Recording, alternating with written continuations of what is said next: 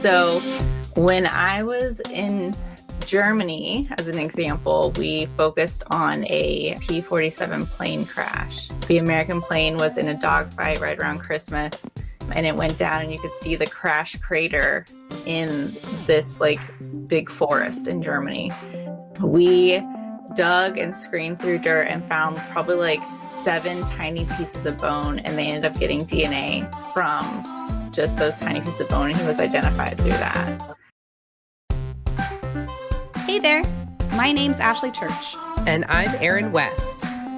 We were once newly promoted crime scene and latent print supervisors on mutual struggle buses as we both simultaneously tried to navigate through the challenges within our forensic units.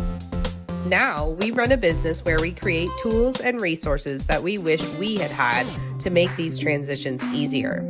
We like to talk about the experiences we've had in the forensic field, the good, the bad, and the ugly, in the hopes to create awareness around these issues and move the needle forward to create positive change in the forensic community. So if you're a forensic professional, regardless of your years of experience, who's not afraid to dive into real, raw, and sometimes uncomfortable topics, you're in the right place. This is the Forensics Unfiltered podcast. Before we start this episode, our guests would like to share a disclaimer that the opinions shared are their own and not representative of their current or past employment. Now sit back, relax, and enjoy. Hey, welcome back to another episode of Forensics Unfiltered. We have a special guest today and a dear friend of ours. It's going to be Dr. Meredith Tise. Tell us who you are, what you do, and maybe your background in forensics. Awesome. Hi, everyone. So my name's Meredith, and I am a forensic anthropologist, and then I also work as a forensic quality assurance coordinator. I have my own business, Suncoast Forensics. I'm the owner and forensic anthropologist. Suncoast Forensics focuses on forensic training and consulting in different areas: forensic anthropology, quality assurance, criminal investigations, and crime scene. And then we also offer multiple trainings, which we'll talk about that later. And then I work at the Pinellas County Sheriff's Office to manage their forensic accreditation for crime scene and latent print. So tell us about when you started in forensics. What did you start doing and how did you kind of get to where you are now? I would say in college, well, if I were to back up more, in high school, I actually interned at a funeral home in my hometown in Cumming, Georgia. That's wild. And the coroner's office was run out of that. So in Georgia, they have a coroner system. So each county has its own elected coroner. And then the medical examiner's office is primarily out of the Georgia Bureau of Investigation. So I interned at this funeral home and got into forensics kind of in that capacity, going out on calls with the coroner there. Through undergrad, I discovered anthropology and ended up getting my master's at Texas State University, where they opened the second body farm in the United States. They called it the Body Ranch. So where they did different decompositional studies, looking at time since death in different environments, different conditions, things like that. And then that's when I made my way to Tampa. I came to the University of South Florida for my PhD. Through that, I did multiple internships and jobs at different places. I worked at the Smithsonian, which was amazing. I also worked in Tucson, Arizona at the Pima County Office of the Medical Examiner. When I was working there, they had about 200 border crossing fatalities a year that came in as forensic anthropology skeletal cases. So we worked to attempt to identify those border crossing fatalities and return them to their family. And then after getting my PhD, I moved to England for a year to teach at a Master's of Forensic Anthropology program that they had there at the University of Lincolnshire, and decided England was not for me. It was very cold and dreary. So I moved back here. My now husband also is back in Florida. And then I started working for History Flight, which is a nonprofit organization focusing on recovering World War II, MIA, and killed in action U.S. service members. So I traveled to Europe and then also to a small island called Tarawa in the Central Pacific, where we recovered American soldiers who died and returned them to the lab in Hawaii for DNA testing and to be returned to their families. So that was probably my favorite job that I've ever had, because it's very patriotic and rewarding. And then decided we wanted to start a family, and traveling to third world countries was not ideal in that instance. So that's when I applied to Pinellas and got this job. That is so cool. I think something that's so neat to say, and I felt this way when I went through college, and I don't know if your experience was the same, but you have been all over the world doing forensic stuff. And when I went to college, I didn't know that kind of stuff existed. Like, when I went to college for forensics, I was just like, you just work at a police department and that's what you do. And I ended up too in a bunch of really random places doing forensics, having no idea that starting off just with like a small goal of being in forensics could turn into this like whole worldwide experience. So when you were going to school, did you have any idea that all of these opportunities even existed out there? Probably not, but that's the one thing whenever I talk to aspiring forensic scientists, whether it's anthropology or not, I always recommend every summer look to do a internship somewhere, travel somewhere, do an internship, spread your experience across multiple different areas. You don't know who you're going to meet at those places, because I still have connections at every single one of those places that I work. But it also really opens your eyes to what's out there and not just staying local to where you're at. I mean, obviously, a lot of those internships were not paid internships. So that's obviously a struggle, and probably even harder today than it was when we were in college. But I think that it definitely made me more experienced and also more eager to change and kind of adapt to your environment. I obviously haven't been in one place for a very long period of time, but I think that can also make you a stronger forensic scientist, you know, because you do have those experiences and you're not just staying in one location for your entire career. Yeah, I love that. I couldn't agree more. First, were you able to identify any World War II vets? And then second, can we dive deeper into like what you now do at Pinellas? Yeah. So when I was in Germany, as an example, we focused on a P-47 plane crash. The American plane was in a dogfight right around Christmas, and it went down, and you could see the crash crater in this like big forest in Germany. We dug and screened through dirt and found probably like 7 tiny pieces of bone, and they ended up getting DNA from just those tiny pieces of bone, and he was identified through that. And then in Tarawa, in the Central Pacific, we probably recovered, while I was just there, maybe 30 or so. Wow. And so some of them, they had like their dog tags still on them. And so they were obviously sent to the lab for actual identification. But it was just, I mean, I already said it's my favorite job that I've ever had, but not the best environment to work in. It was very dirty and dingy, and that's a whole nother story. But just super cool and rewarding. Yeah. And the DNA, were they comparing DNA against the like military databases? Against their family? I think they were from their families. For World War II families, they asked for family reference samples. Gotcha. And then with Pinellas, so when I was hired in 2017. I was sitting in Tarawa, knowing that I wanted to eventually move back to Tampa Bay, and saw the job for the Forensic Quality Assurance Coordinator at Pinellas County Sheriff's Office. Had no clue what forensic accreditation was.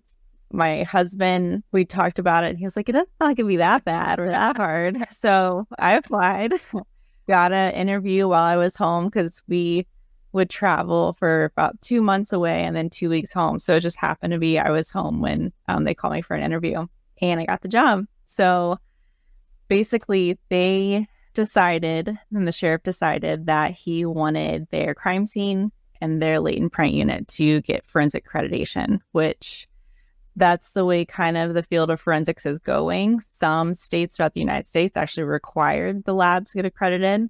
North Carolina is an example of one in the Southeast. So instead of being retroactive and struggling to get it, our sheriff is very proactive and wanted to ensure that we had that quality of work.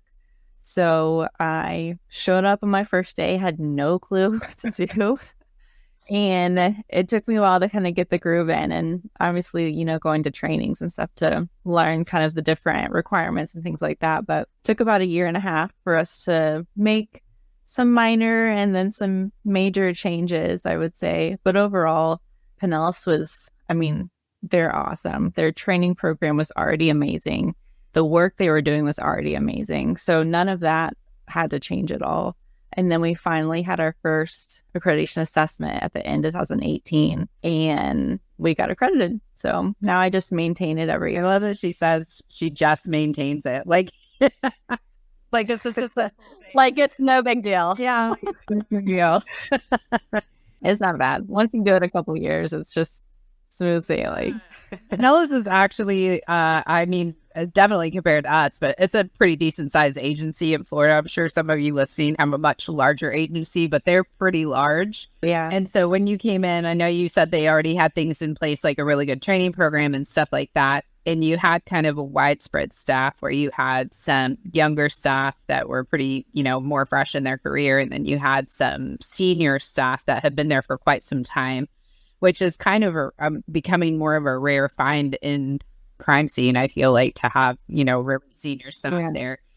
But there were some growing pains through that accreditation process, right, where you were trying to get everybody on board with this change. So where do you think like some of that resistance came from, and how did you guys kind of work through pushing people to make this change? Because I think we have a lot of people out there listening that have people in their units that dig their feet in when change comes around, but change is pretty necessary in forensics. So how did you get this pretty large team on board with that process? So we have 9 latent examiners, and then currently we have 26 forensic specialists, which are essentially equivalent to crime scene investigators, and then 9 supervisors. And when I first started, I met with our sheriff. We have about 3,000 people in the agency total. And he even acknowledged that he knew there was going to be resistance. And he basically knew that it was going to be those most senior people. We've had people when I first started that have been there 20, 25 plus years. He acknowledged knowing that that was going to be an issue and kind of an obstacle, I would say. I think one of the things that we tried to start from the beginning was just transparency and keeping everyone informed, because everyone had this in their mind that accreditation was going to slow them down dramatically and change everything that they're doing.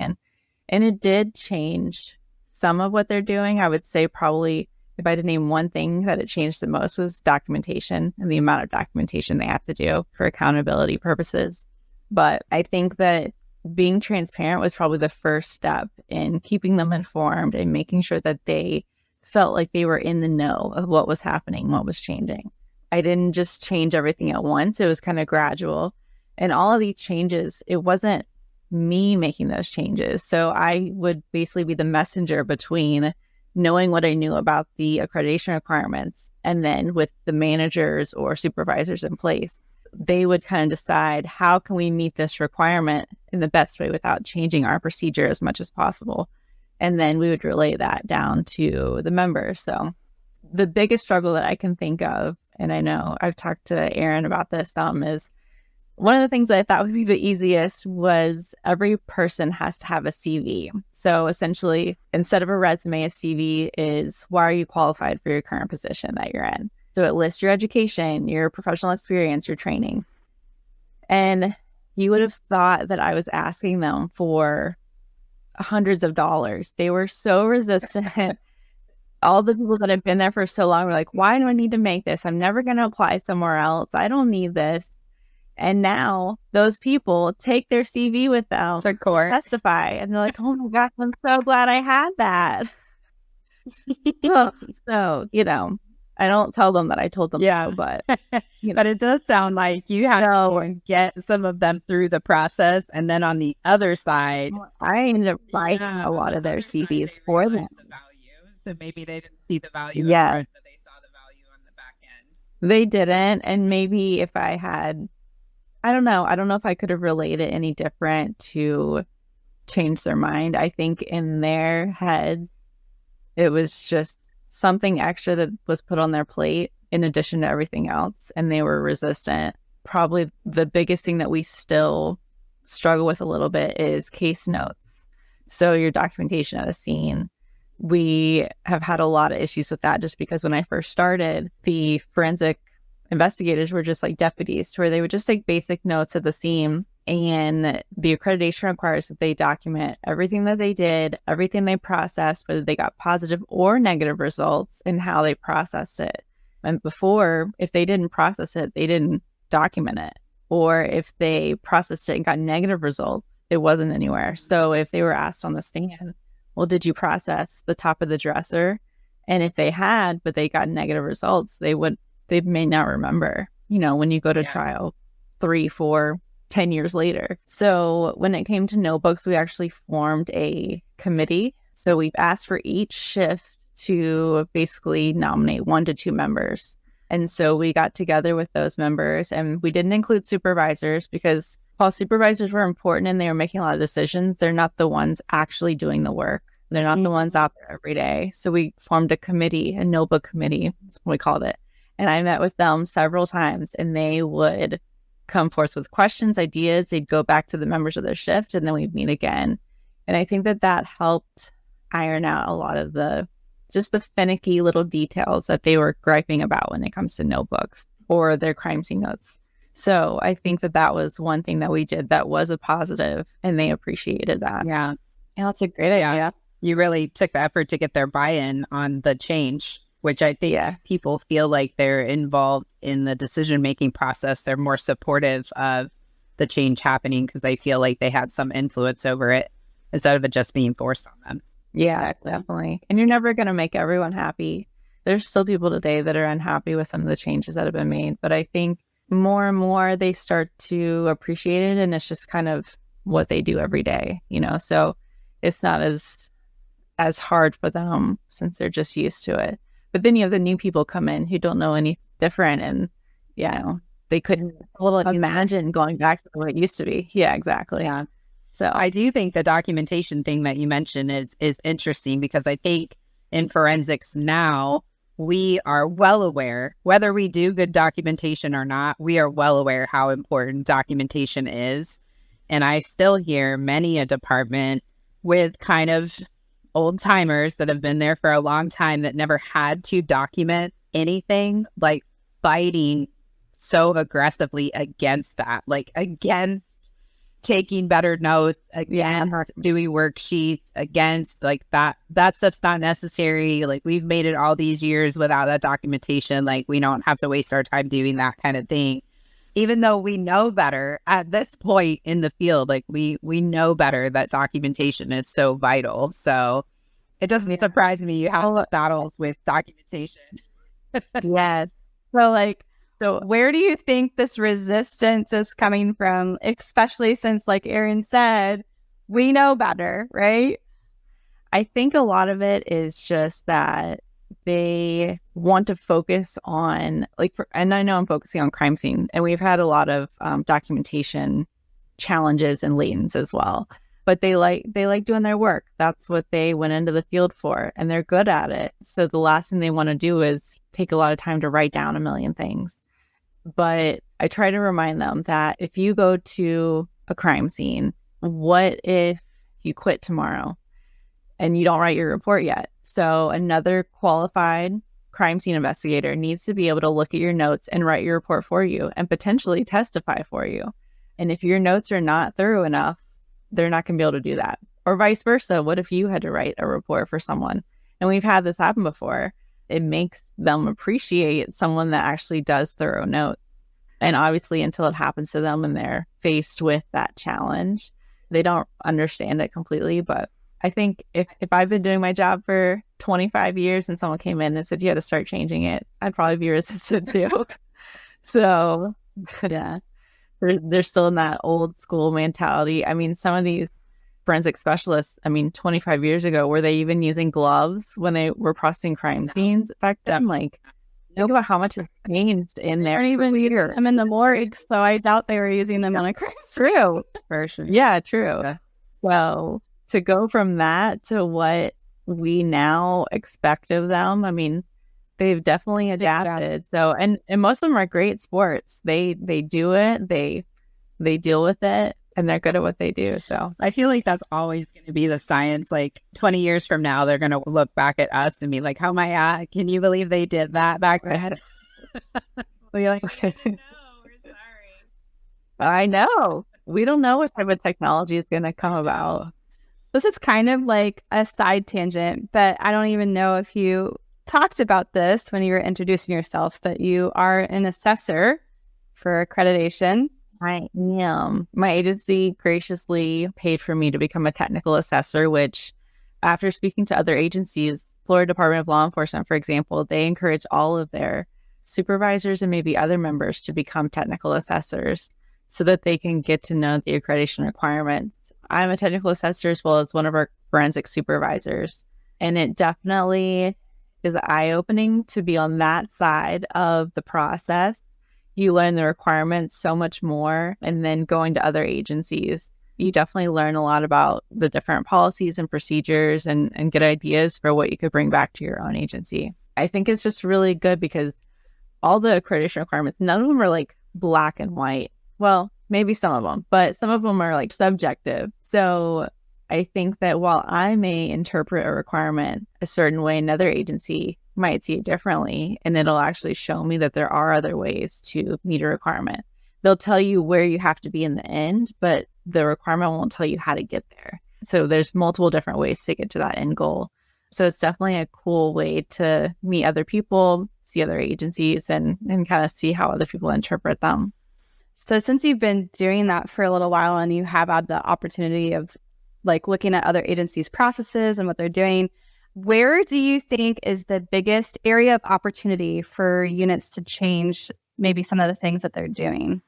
Good question. Some of my technical assessments have also been for anthropology units. So there's only maybe 6 or 7 accredited anthropology units. And I think that it's impressive to see how some agencies have actually gone through the process when they're not required to. In Florida, it's not required right now. And I think that it definitely says a lot about an agency, about a forensic unit, but also about the agency and the administration of that agency willing to put forth the time to go through that process of ensuring that the quality of their work is of the highest level. Accreditation is really a lot about risk assessment and looking at how much risk are you willing to take when it comes to not proficiency testing your members every year, or doing observations while they're testifying in court, or not taking thorough crime scene notes or latent documentation. So are you willing to take that risk for the agency as well as for that individual who could make a mistake and potentially end their career? So I think that just going through the process really says a lot about an agency. I think that's be interesting there. You really said a trigger word for me. So a lot of times, in our classes, we talk about like how to get your agency's buy-in for the things that you need. And accreditation is a hard sell because it's expensive and it requires a lot of commitment on the agency's part. And a lot of agencies don't understand the value of getting accredited. But when you put it in that way, as far as like evaluating risk to the agency, I think that's a great selling point for the department because we talk a lot about that. It really is risk when we're talking about like, well, why do we need more people? We need more people because we are putting the agency and the results at risk because we're too short-handed to work cases properly, to respond to call-outs in a timely manner, like all of that kind of stuff. And the accreditation is really saying it that way is kind of the same. It's saying like it's going to assess all of our risk, and by dealing with risk that we find in each area, we're actually going to protect the agency more with this accreditation umbrella. So I think that's an interesting way to put that.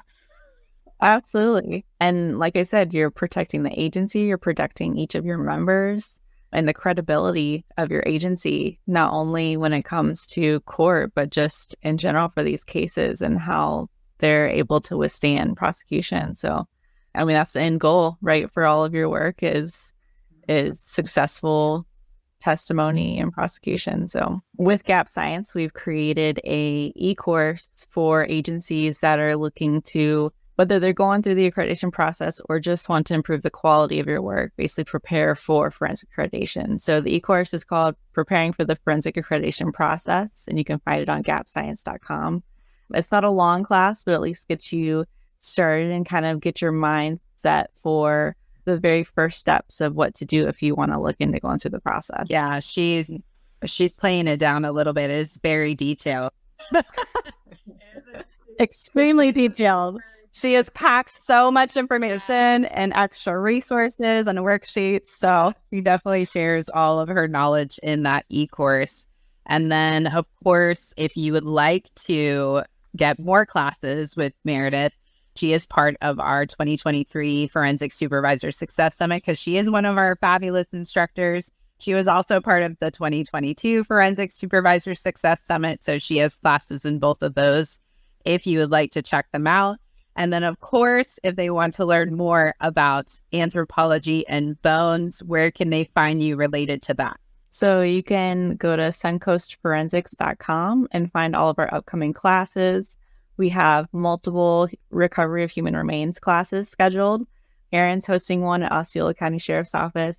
We have one scheduled in Athens, Georgia next April. We're talking to a couple other agencies for hosting, but if you're interested in hosting, it's a 3-day class. And you get one free seat. And then you can also find us on Facebook and Instagram. I'm Suncoast Forensics. And then I'm also on LinkedIn if you want to look me up. But you can email me at meredith@suncoastforensics.com if you have any questions or want any additional information. Awesome. Well, thank you so much for joining us today, Miss Meredith. Thanks for having me. it was fun chatting. Thank you so much for being here and listening to Forensics Unfiltered. If you liked this episode, would you do us a favor and leave a review letting us know specifically what you liked about this topic? It will only take a minute, but it will really help us plan future episodes so we can bring you more topics that you want to listen to. We'll be sure to provide any links from today's episode in our show notes on our website. Head to www.gapscience.com. Until next time, stay safe out there.